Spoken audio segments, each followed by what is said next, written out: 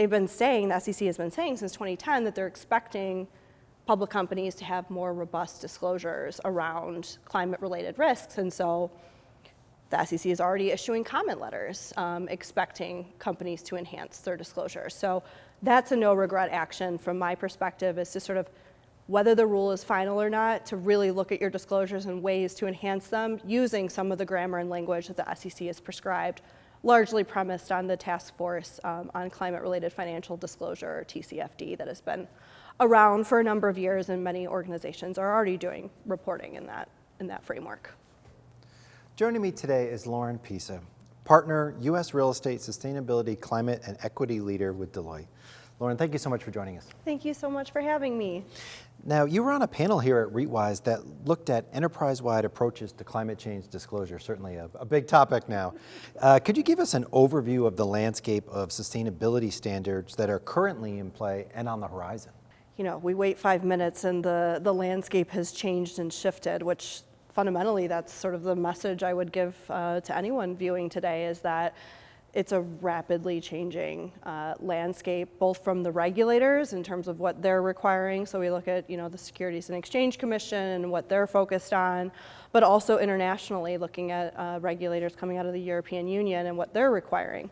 At the same time, we've got a lot of convergence, initiation of new standards and frameworks, and really giving the regulators sort of the grammar that organizations are going to have to use to articulate where folks are at on climate and other sustainability related matters.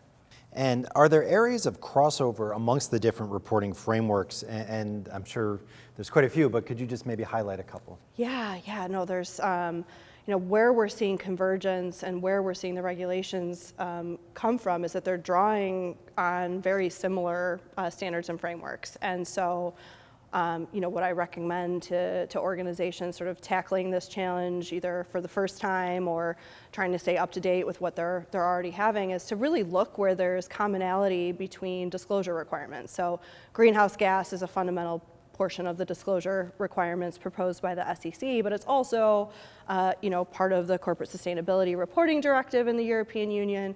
Right now we see pending regulation in the state of California that may mandate scope 1, 2, and 3 greenhouse gas emissions. And so I highly recommend for organizations to think about the landscape holistically and to kill 1, 2, 3, 4, 5 birds at the same time, because there's a lot of risk in not doing this, in a holistic way, and it's already going to be costly to comply, and it really, could ratchet up those costs if you don't sort of tackle the challenge, comprehensively.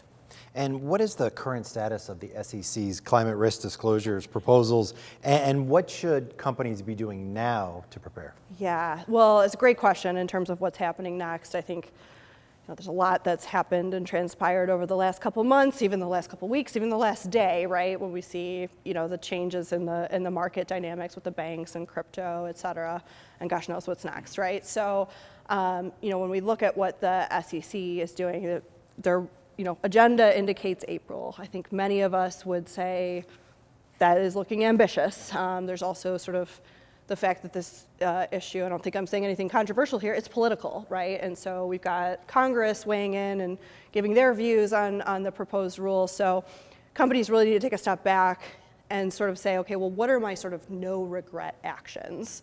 What are the things that I'm gonna have to deal with regardless of whether or not the rule is final? And one thing to keep in mind here is that in many ways, even if the rule is never final, in substance, parts of it are.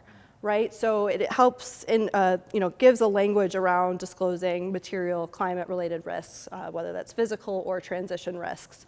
They've been saying, the SEC has been saying since 2010 that they're expecting public companies to have more robust disclosures around climate-related risks, and so the SEC is already issuing comment letters expecting companies to enhance their disclosure. So that's a no-regret action from my perspective, is to sort of, whether the rule is final or not, to really look at your disclosures and ways to enhance them using some of the grammar and language that the SEC has prescribed, largely premised on the task force on climate-related financial disclosure, or TCFD, that has been around for a number of years, and many organizations are already doing reporting in that framework.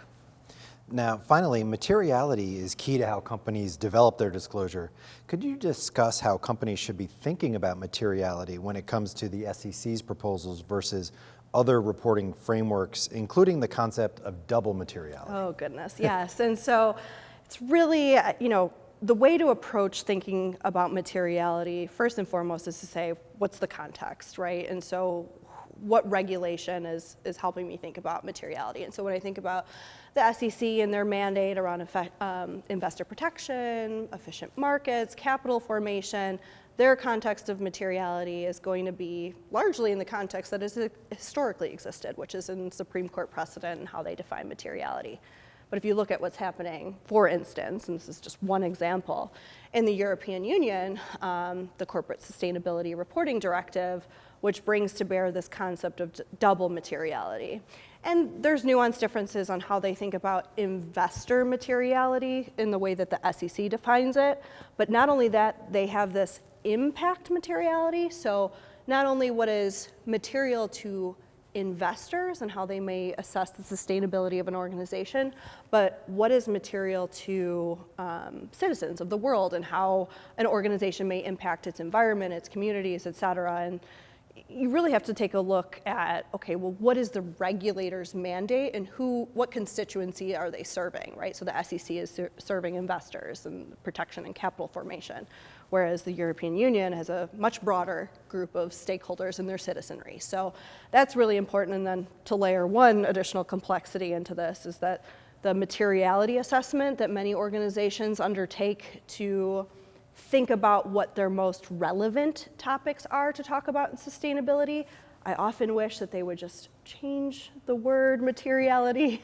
For those of us that have a background in accounting and finance, materiality means something very different than it does in the sustainability space. So my message there is make sure you sort of understand the context in which materiality is being raised, because in this space it means a number of different things.